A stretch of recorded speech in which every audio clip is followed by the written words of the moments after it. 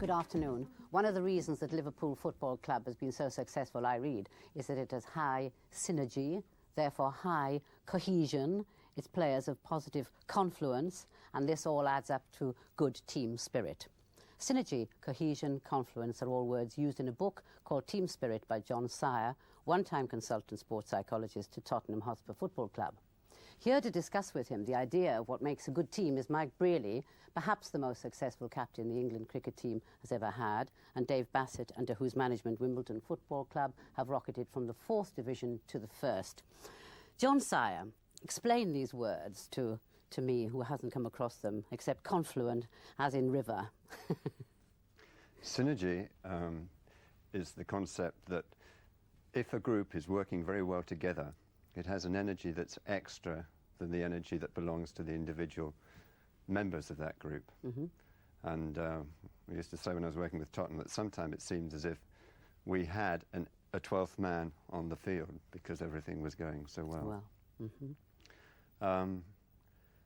Confidence is the feeling, the inside feeling of being part of a team.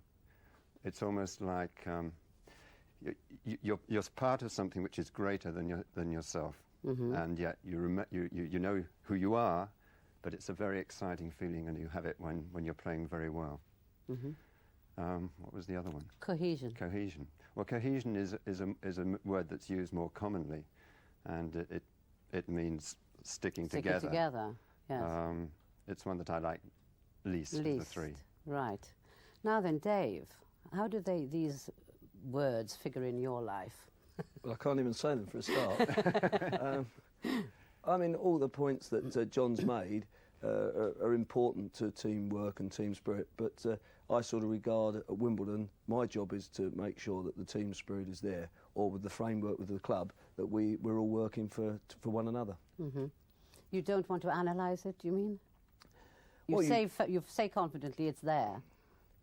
Well, I think it should be there with any team. I think any team that's successful, whether it be 2 people or 10 people, you've got to have confidence. You've got to have the feeling of wanting to be successful together. Mm-hmm. It's easy to have it, and confidence breeds when you're successful. I think the test comes is when you're not successful. Are all these aspects available at that time? And then it's up to you to see whether everybody's pulling in the right direction or whether some people are going in a different direction. Mike Brearley, now you're a psychoanalyst, but when you were captain you were not. Were you using those words rather consciously when you were captain of England? No, they're just about as strange to me as they are to Dave, actually, those particular words, though, as he says, the concepts are not strange. But I don't think I was aware of using words like that or any other similar sorts of words when I was actually working or playing as a cricketer and captaining a team. I was so much involved in the activity that it wasn't as if I was standing outside and trying to describe it or think about it in sort of technical terms. Mm. So, John, you sound as if you're a bit of an outsider so far. Let's get you in again. No, well, I don't feel a complete outsider because I was a coach long before I was a sports psychologist, and I would agree with Mike too. I wasn't using words like this when I was coaching either. But yeah, I think that's what I have to say. Well, is your aim different now that you are a sports psychologist? I would say too that I don't use these words when I work. No. It's sort of for a book you have to sort of begin somewhere. But I wouldn't use these words, and I don't even... There was a problem when I first went to Tottenham in that Keith Birkinshaw said, well, so, what do I call you? And I said, well, I'm a sports psychologist. And he said, can't really use the word psychologist. So I said, well, what I do is mental training. Mm-hmm. Can't use the word mental, he said. That wouldn't go down very well either. And so, I was John, and I think I did get the idea across that there's an extra form of training that you can do. Another set of exercises. You do physical training. We were talking about this before the program. Everybody does physical training. Then there's the technical training of the skills, the various skills that you need. Well, mental training is another set of exercises. If you can spend some time thinking about your game when you're at home for 5 minutes, then that will improve your game. The team are obviously frightened that the word psychologist meant sick. wasn't it? I mean, probably that kind of association, do you think? Initially, I think. Initially. Now then, when you say, though, that you give them mental exercises, what are they? Well, it may be simply getting really clear what it is that they're intending to do for a given match. Now, again, you know, Ricky Villa, for instance, I once saw him before a match and said, well, what's your objective in this match? He'd come to me and said, you want to talk about the match? Well, what's your objective? He said, well, to win. Fine. But how are you going to win? Well, we're going to play tight for the first 20 minutes and then we're going to open up. I said, fine, that's great. That's what the team's going to do. That's the tactic for today. And then I said, but what does that mean for you?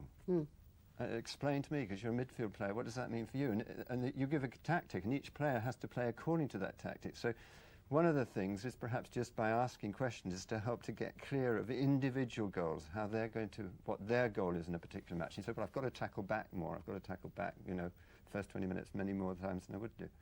I would never, it's not my job to tell people what to do, no, but to ask questions to help them to get clear. Yes. That's one exercise. Another one would be completely different, is well to sit back, close your eyes and imagine yourself doing well what it is that you want to do.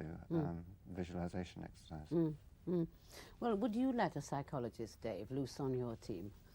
Not really. I think that's my job, as I said earlier, to know what's going on and for me to sense whether things are going well or poorly and try to eradicate any problems that may arise.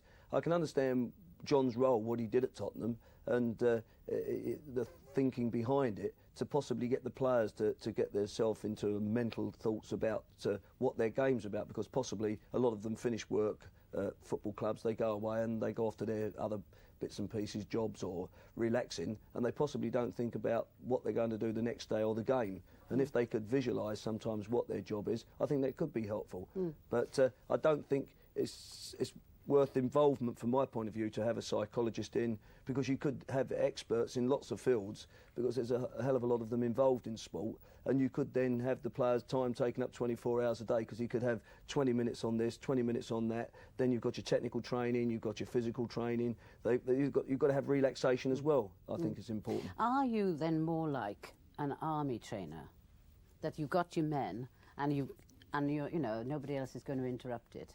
No, it's you and them. No, I think I'm flexible enough. I'll listen to other people. I mean, I'm interested. I've read John's book in result. I think you can learn from other people, but I think at the end of the day, I am the boss. I've got to decide which way I feel the club or the players on the football side should go. And I've got to be very careful that they're not getting fed information that I don't want them to be fed. And that may not be counterproductive with somebody what they're doing. They may do it in the best interest, but it may not be what I want them to. Because sometimes a little knowledge can also be dangerous. Before you were a psychoanalyst, Mike Brearley, did you use some form of psychology, do you think, with the players? You were very successful with cricket players. Well, I think I fell somewhere between the two. Right. Because I was suspicious of other people being too much involved. I mean, even coaches. I mean, cricket's an extraordinary game in that the captain, as it has been on the whole, has a terrific power. I mean, he's responsible for it. There isn't, in most county sides, there isn't a manager. Or if there is, he often doesn't have that much to do with the running of the first team. So you have terrific power. You have these people, 11 of you in each match, but a staff of small staff, perhaps 16 or 20. You have these people, and you're responsible for how that operates. And I used to be, doubtful about coaches sometimes. You know, how much were they saying? Were they saying the right sort of things? Were they saying the things I'd like to have said? And if it had been a psychologist, I'd have been wondering if the fellow was exactly right, then that would be marvellous. But if he was not right, or a manager, you know, what about the boundaries between him and me? I'd have certain anxieties.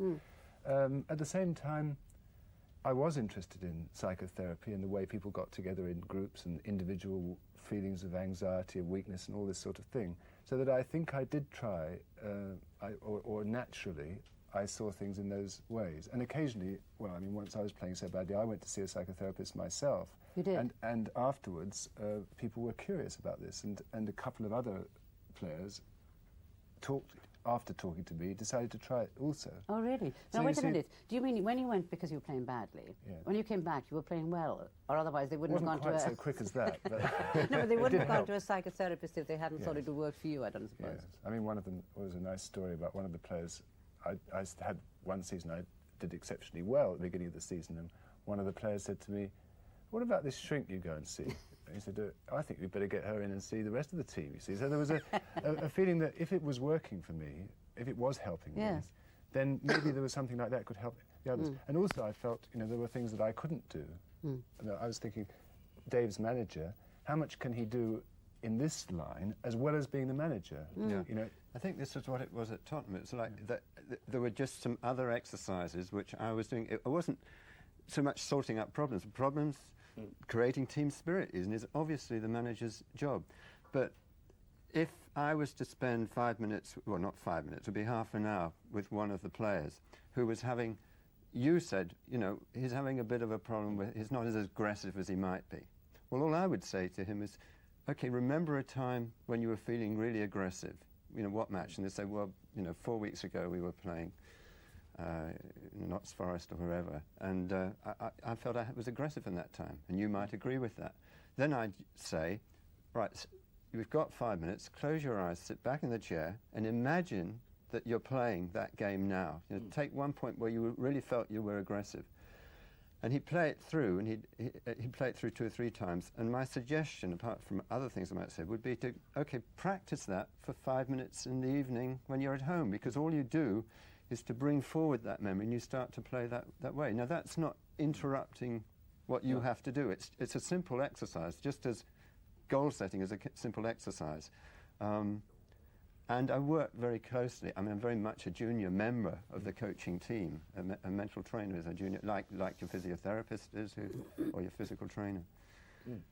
But John, what would you have done with me then? Because when I was playing hockey in a team, I was chosen for the team, and I was supposed to have been very pleased, and I was briefly. But then I didn't like the sort of rather pack feeling that came out.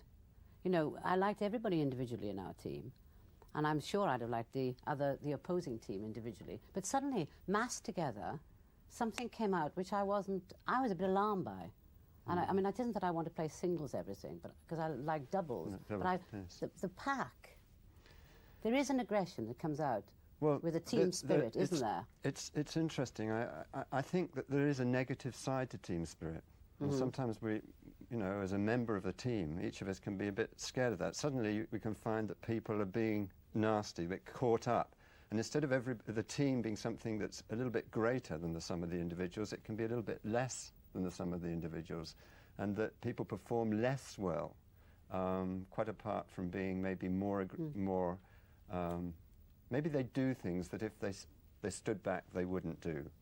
I think didn't you want to say something like that, Mike, about I mean, what happens when people in the cricket field get really aggressive and angry and attack in a negative way? Well, I was thinking of, along the lines of what Mavis said, I don't know if this is what you were thinking of, but that you felt a bit scared of this pack mentality, that you were sort of drawn into being something you didn't want to be. And I think that team spirit, that you said at the beginning of the programme, this famous British team spirit, has got a lot to answer for. Yeah. I mean, that both that it can be used in such a way, and this is what John says he doesn't want to use it as, and I agree with him, but it can be used to take away people's differences and individuality, both within the team, and then also to despise people outside who aren't of your pack, the rest, all of them out there who are also dreadful and stupid and inept and elite. And so you can get a situation where a team, if it gets along those lines, it can be very threatening to the individual in the team.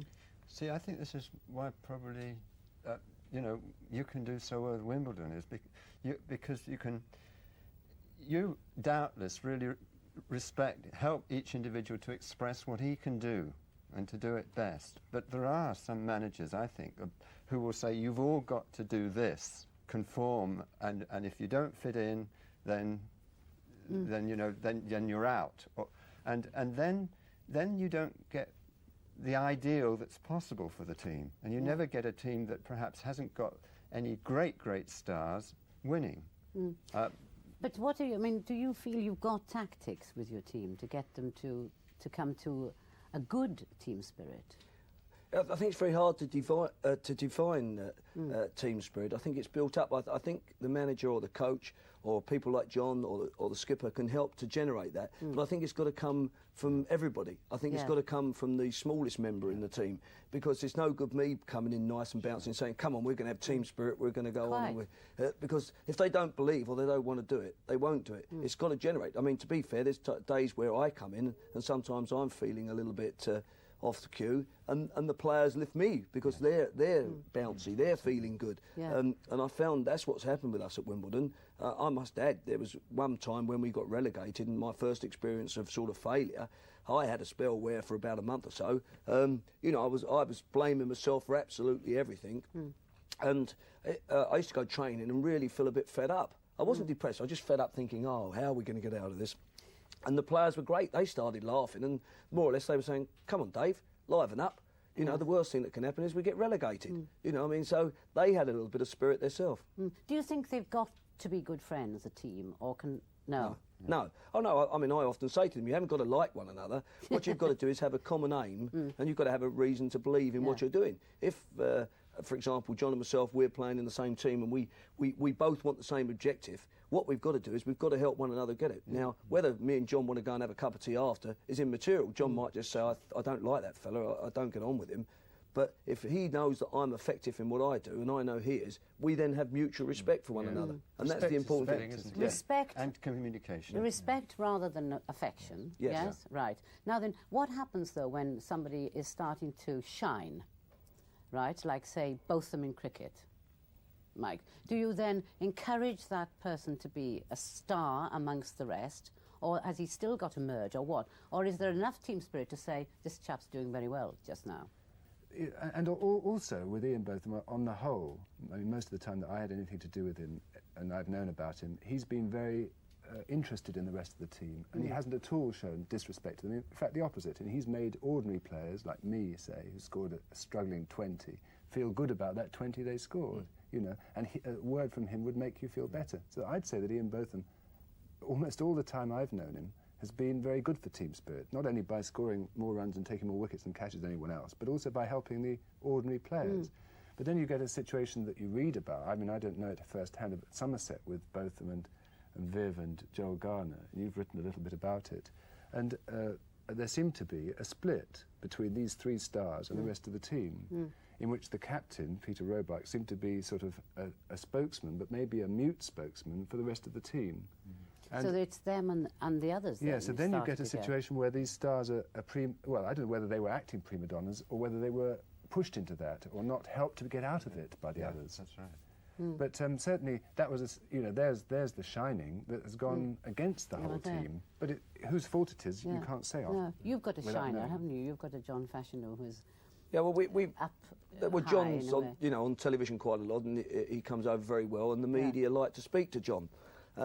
He handles it quite well. As long as he does what he's got to do in the team, and his outside activities or his sort of so-called superstar sort of image doesn't affect the team or affect the rest of the players, that's when the team spirit will come. If, for example, John doesn't play on a Saturday and starts more worried about anything else, then he would lose the respect of his teammates. Now, I think as long as a good player like Botham or whoever it is, or your Brian Robson, the England captain, if you do your stuff, then your teammates don't mind, because they all know they're in it for success. Some are going to reach the top, some will stay down here. That's a fact of life.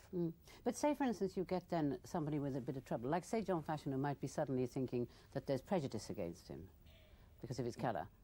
Would you then start to, all of you, talk about that, or do you take the player aside and talk about that? Well, if I got any vibes that he was thinking that, I would then tackle him, or if he had any problems, I hope he would come and talk to me, and we'd talk about it. Now, if it's prejudice on the terraces and everything else, I don't think there's any problem. The teammates, if there's a problem between him and the rest of the team, he feels the rest of the team don't like him because of his colour or anything, then we have a problem. No, I meant on the terraces, from out.